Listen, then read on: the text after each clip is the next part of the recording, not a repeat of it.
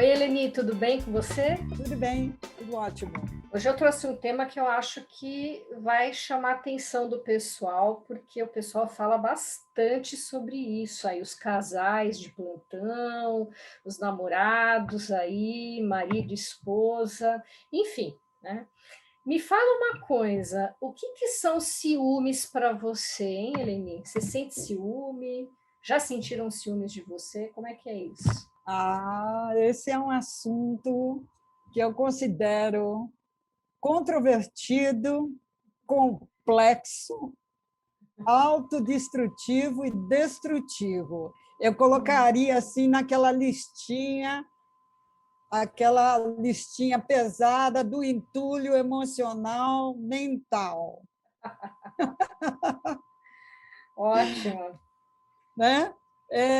Eu acho assim que o ciúme ele não tem uma definição única, então por isso que eu acho que ele é controvertido. Eu acho que depende da vivência de cada um, de cada pessoa e como ela experiencia outras sensações durante a sua vida, né? Então, eu acho complexo por isso também, porque você está em relação com outra pessoa, então o teu ciúme, ela depende muito, ela é quase um espelho do que você é, do que você trabalha com a outra pessoa. Acho autodestrutivo porque mexe com autoestima, com rejeição, com uma série de sensações, com ira, com rancores, que é muito pesado. E é destrutivo porque você, numa situação de ciúme, você é capaz de destruir o outro e muitas coisas aí pegando pelo viés da violência, da possessão e etc. Eu pessoalmente eu vivi algumas situações de ciúmes, mas eu vivi algumas coisas em relação a esse sentimento que eu aprendi muito. Primeiro, eu vivi uma longa relação sem ciúme. Nós não tínhamos o nosso ciúme, nós tínhamos o nosso ciúme tratado na brincadeira, né? E isso se diluía, se resolvia, era uma coisa muito leve, muito boa. Não tinha possessão, não tinha essa coisa, não é? E depois eu vivi um relacionamento extremamente possessivo e destrutivo, que quase me destruiu, Nossa, não é? puxa vida. Precisei de voltar para a terapia para me erguer deste processo, que destruiu a minha autoestima, me destruiu a minha vida profissional, pessoal, foi muito ruim. Depois eu tenho uma outra que é o ciúme do abandono.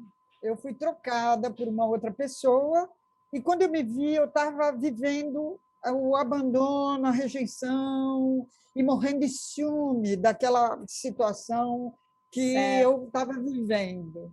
E, Uhum. por último, eu vivi uma situação de ciúme bastante interessante, que Hum. é o ciúme é o seguinte, eu vivia o ciúme para que a pessoa pudesse mascarar a sua própria quebra de confiança no relacionamento. Não é interessante? Puxa, um jogo, né? Como um jogo. Isso, né?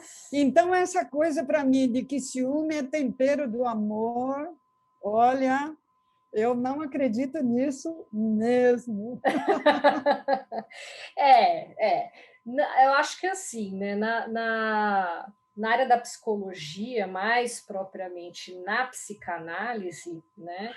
Não tem essa história de que é tempero, não. Eu acho que a gente entende, né, que o ciúme ele tem uma origem lá atrás nas nossas relações com os nossos pais, né?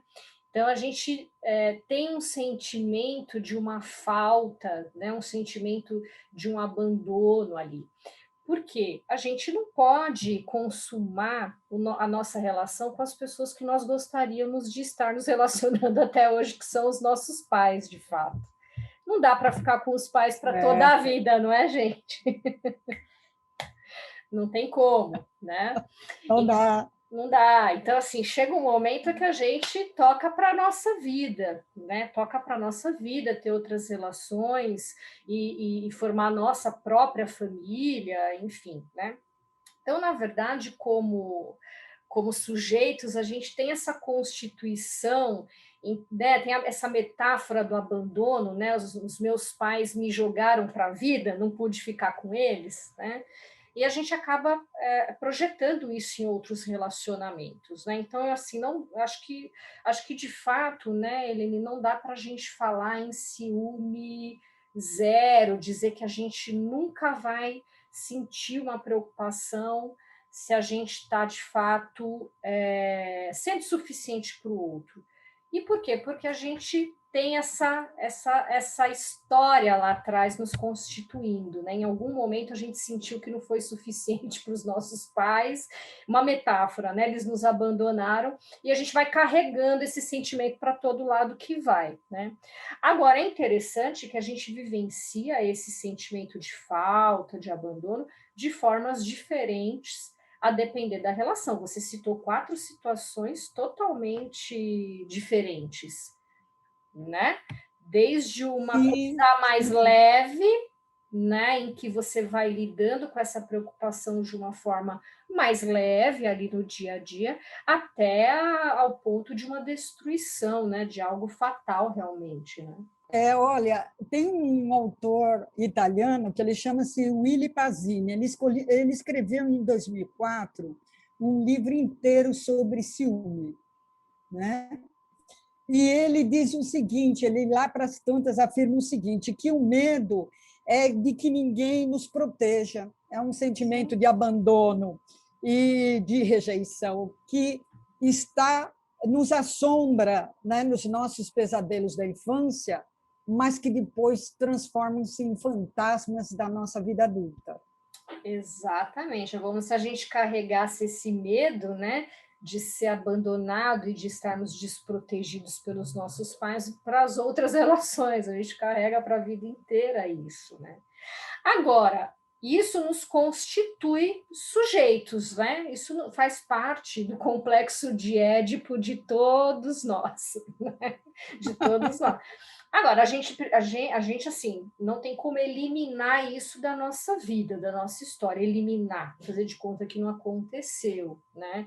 A gente precisa saber lidar com isso, né, Eleni? E você começou o vídeo hoje dizendo que aprendeu muita coisa com essas situações. O que foi que você aprendeu? Eu aprendi que não é possível nós vivermos com a sensação de que somos donos de alguém, Uhum. e também não é possível viver com a sensação de que alguém é dono de nós, né? Exato. Então, esse aprendizado, para mim, é muito importante, não é? E também eu acho que o ciúme ele não é motor e balizamento de relacionamentos que eu poderia considerar com um nível de sensibilidade e de escuta. Eu acho que quando o ciúme é colocado num diálogo onde há escuta e há troca, inclusive das suas próprias fantasias em relação ao que está acontecendo, porque Claro, pode ser que não esteja acontecendo nada daquilo. claro. E quando o outro também se coloca num diálogo aberto, onde ele também coloca suas fantasias, e às vezes nesse diálogo aparecem a desconfiança, as quebras de lealdade, a chamada De infidelidade. infidelidade. Então, eu acho que nesse processo, se há uma clareza na discussão, é um momento onde se cria um degrau interessante para uma transformação, para uma outra pegada aí no relacionamento. Ah, sim, eu acho que você citou uma coisa importante, né? As quebras de contrato, né? Infidelidade, quebra de confiança é uma coisa, né? Porque todo relacionamento tem um contrato. Ninguém escreve, assina e leva no cartório, mas tem o contrato e tem modelos, vários modelos de relacionamentos abertos a relacionamentos tradicionais, enfim, relacionamentos entre duas ou Sim, mais pessoas e etc. Você tem contratos, né? Agora, a quebra do contrato é uma coisa. Agora, o ciúme, né, que envolve uma fantasia por coisas que podem ou não estar acontecendo, ele é de quem sente, não é do outro, né? Então, assim, o ciúme é de quem sente, não tem como, que é o que você colocou, a gente imaginar que o outro vai resolver o ciúme para mim, né? eu sim, Não dá. exatamente. Eu acho que reconhecer quem está com o ciúme é um primeiro passo. Com certeza, né? E saber que é você que está com ciúme, entender que é um sentimento normal e natural no sentido que a gente trouxe aqui, né, de que ele tem uma origem importante na nossa infância, né?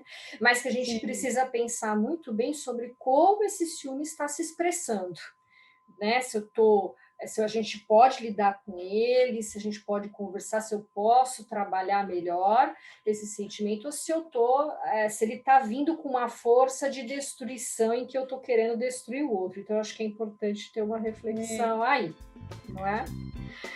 Então, é tá isso aí. bom, Eleni. Muito bom. Obrigada, viu? Até a próxima. Até. Tchau, tchau.